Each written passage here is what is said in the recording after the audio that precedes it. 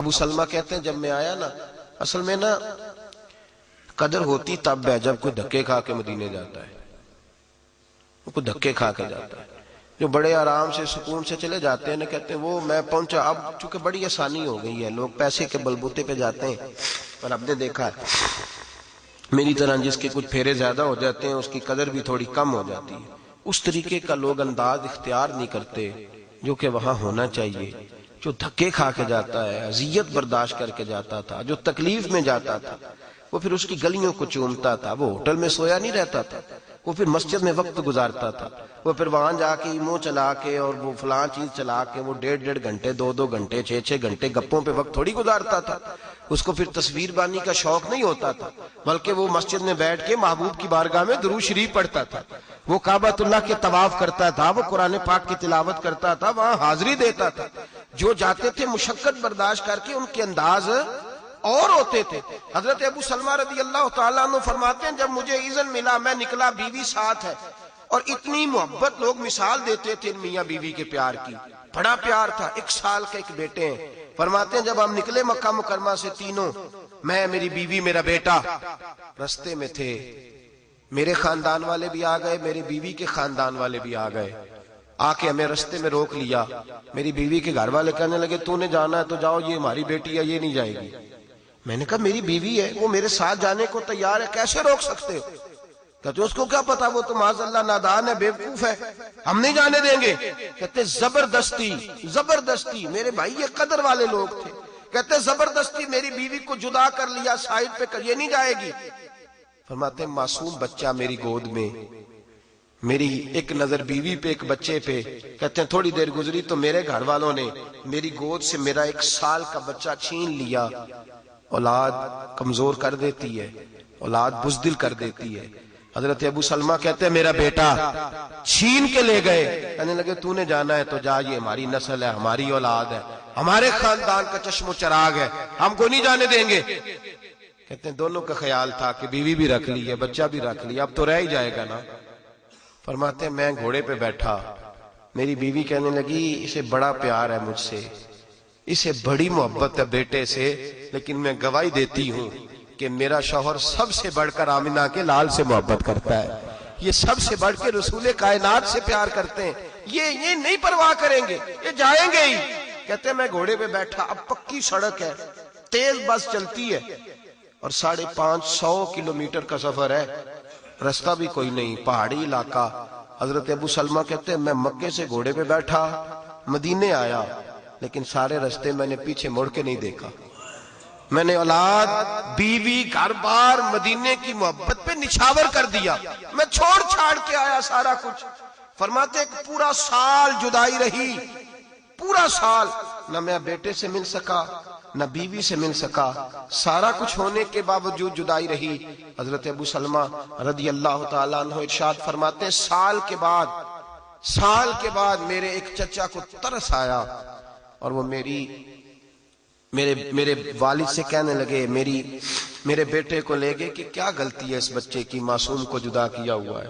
وہ منا کے میرے بچے کو ماں کے پاس لے گئے، جب بچہ ملا ماں سے تو ماں روئی، پھر انہوں نے اپنے بھائی سے کہا مہربانی کرو، سال ہو گیا تم نے آزما تو لیا ہے، وہ مدینہ کوئی نہیں چھوڑے گا۔ میرے نبی کریم کے کچھ غلام کاروبار کی نیت سے مدینہ چھوڑ گئے تھے، حضور نے فرمایا المدینہ خیر لہم لو کانوا یعلمون، ان کے لیے مدینہ ہی بہتر تھا، کاش یہ سمجھتے ان کے لیے مدینہ ہی اچھا تھا۔ عجب رنگ پر ہے بہار مدینہ کے سب جنتیں ہیں، نثار مدینہ، ان کے لیے مدینہ ہی بہتر تھا۔ اگر اس بات کو سمجھتے، آمنہ کے لال نبی رحمت صلی اللہ تعالی علیہ وآلہ وسلم کے غلام 1 سال کے بعد آپ فرماتے ہیں میری بیوی کے بھائی کو ترس آیا، کہنے لگا ٹھیک ہے اگر تو بھی جانا چاہتی ہے تو ٹھیک ہے، جا ہماری طرف سے جہاں تیرا دل کرے۔ گھوڑا دے دیا، کچھ زادرہ دے کے بیوی اور بچے کو بٹھا دیا۔ حضرت ام سلمہ کہتے ہیں میں اکیلی چلی مکے سے، اکیلی چلی مدینے کی محبت میں، اکیلی بیٹا لے کے، لیکن فرماتے ہیں خوش میں اتنی تھی جتنی اس دن خوش ہوئی تھی جس دن میں نے اپنے نبی کا کلمہ پڑھا تھا۔ فرماتے ہیں اس خوشی کے تصور سے میں چلی، اور جب میں مدینے کی راہ پہ نکلی تو عثمان ابن مظعون سے ملاقات ہو گئی رضی اللہ تعالیٰ عنہ. فرماتے اتنی خیر والا جوان میں نے نہیں دیکھا، اتنا اچھا میں نے نہیں دیکھا، اتنا نظر اور طبیعت کا پاک میں نے نہیں دیکھا. سینکڑوں میل کا سفر کیا گھوڑے کی لگام پکڑ کے، لیکن قربان جائیں نبی پاک کی تربیت پہ، سینکڑوں میل کا سفر میرے ساتھ کیا ہے، ایک بار بھی نظر اٹھا کے میرا چہرہ نہیں دیکھا، ایک دفعہ بھی. کہتی ہیں میں کھانے کا مطالبہ کرتی تو بٹھا کے چلے جاتے اور دور کھانا رکھ کے جناب عثمان ابن مظعون نکل جاتے. قضائے حاجت کی بات کرتی تو مجھے بٹھا کے دوڑ لگا دیتے. فرماتے مجھے مدینے لائے، حضور بھی پہنچ چکے تھے، شوہر کی ملاقات ہوئی، بچے سے میری ملاقات ہوئی. فرماتے بڑا روئے. تینوں حضور کی بارگاہ میں پہنچے. میرے محبوب کریم علیہ الصلوۃ والسلام نے فرمایا ابو سلمہ سن، اگر تیری تکلیف اور صبر سب سے زیادہ ہے تو میرا اللہ اجر بھی تجھے ہی سب سے زیادہ عطا فرمائے گا. اللہ صبر پر تجھے اجر بھی زیادہ دے گا. اور پھر میرے محبوب نے فرمایا تو نے مدینے کی جانب ہجرت کی ہے سب سے پہلے، اب جتنے لوگ ہجرت کریں گے ان سب کے برابر اللہ تجھے ثواب عطا فرمائے گا، سب کے برابر اللہ تجھے نوازے گا. میرے بھائی اذیتیں برداشت کر کے، تکلیفیں سہ کے، اذیت برداشت کر کے لوگ پہنچتے ہیں. لیکن نا بوڑھا آدمی، ہمارے لوگ سادے ہوتے ہیں، دیہاتی ہوتے ہیں، پہلی دفعہ ملک سے نکلتے ہیں، یہ نہیں پتا جہاز میں کس سمت جانا ہے، کس طرح بیٹھنا ہے. وہ کہتے ہیں بابا جی جائیے ویٹنگ روم میں بیٹھیے. بابا جی پوچھتے ہیں وہ کیا ہوتا ہے، وہ کس طرح کی چیز ہوتی ہے، وہ کیسے اس میں جائے. ادھر بیٹا بھی یہ سان جتلا رہا ہے، میں نے ابا جی کو عمرے پہ بھیجا ہے. یہ تو تینوں نکمے ہیں باقی کے بھائی، میں بڑا سمارٹ ہوں، میں نے بھیجا ہے اپنے پیسوں سے. بھائی تیرے والد ہے، تو نے بھیجا ہے تو کون سا تو نے کمال کر دیا، تیرے والد نہیں. ادھر یہ سان جتلا رہا ہے، ادھر بزرگ گئے ہیں بیچارے بڑی محنت کے ساتھ، بڑی کوشش کے ساتھ، بڑی ہمت کے ساتھ. نہیں پتا بولڈنگ کارڈ کیا ہوتا ہے، وہ کہتے ہیں پاسپورٹ دکھاؤ، زبان کی خبر نہیں، بڑی دقتیں ہیں، بڑے دھکے ہیں.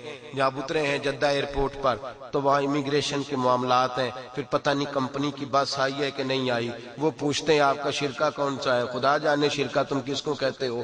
کس کس طرح سے لوگ پہنچتے ہیں. پھر وہاں جا کے ایجنٹ نے بتایا کچھ تھا، ملا کچھ ہے، بڑی تکلیف سہی، بڑا کچھ ہوا. لیکن جب ہاتھ باندھے نا حضور کے روضے پہ کھڑے ہو کے، جب در رسالت پہ ہاتھ باندھے تو پتہ نہیں اس بوڑھے بیمار کو کس نے تسلی دے دی. یہ کھول کے رویا ہے اور کہتا دیکھو میرے نصیب، دیکھو میرے نصیب. آج دنیا میں اگر کسی پہ قسمت رشک کرتی ہے تو میرے اوپر کر رہی ہے.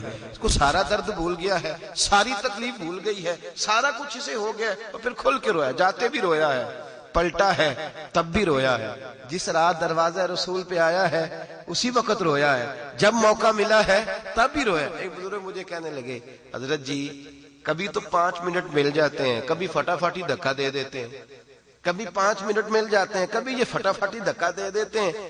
تو میں نے کہا یہاں خیرات بٹتی ہے، ان کے دھکے نہ دیکھا کرو، کرم دیکھا کرو. یہاں خیرات بٹتی ہے، جب تو لائن لمبی ہوتی ہے نا تو آپ کا نمبر آنے میں 5 منٹ لگتے ہیں، نمبر آنے میں 5 منٹ لگتے ہیں تو آپ کو لگتا ہے کہ نہیں مجھے 5 منٹ مل گئے. تو کئی دفعہ میں نے کہا آتے جھولی بھر دی جاتی ہے، تو کہتے ہیں تیری بھر دی ہے تو جا دوسرے کو آنے دے.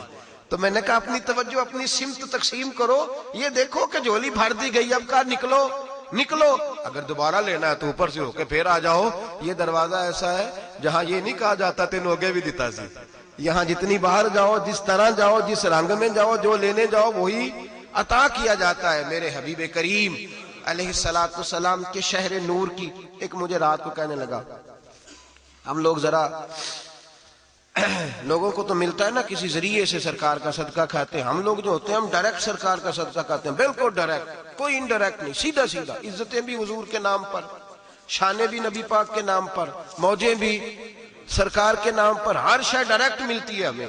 تو ہمارا ذرا انداز بھی اور قسم کا ہوتا ہے. میں اپنی حیاتی تو قربان تھی وہاں، محمد محمد پکیندے گزر گئی، محمد محمد پکیندے. ایک صاحب مجھے کہنے لگے تسی تے گیج جی گئے ہو، تسی تے میں کیا اور ترجمہ کر لیا آ تو انہوں تے بڑے ہی سدے اور لگ پائے نے. میں نے کہا یہ والا کر لینا، یہ بھی تو ایک ترجمہ ہے نا، یہ بھی تو ایک بنتا ہے نا، اس طرح کا کر لے، اس میں کیا حرج ہے. یہ بھی کہ میران دی گل نہ فقیران دی گل ہے، مدینے تے جانا. تو میں نے کہا یہ والا بھی تو ترجمہ ہو سکتا ہے نا میاں، یہ والا کر لے، اس میں تجھے کیا اعتراض ہوتا ہے. یہ بھی تو دیکھنا کہ کرم کی بات ہے. کئی دولتاں والے رہ جاندے، مسکین نظارے کر دینے، یہ بھی تو دیکھنا کرم کی بات ہے. لوگ لیے بیٹھے ہیں لاکھوں کروڑوں روپیہ جیبوں میں, توفیق ہی نہیں امید. یہ تو کرم ہے رب کریم کا, جب چاہتا ہے جس وقت چاہتا ہے جس کو چاہتا ہے چن کے لا کھڑا کرتا ہے.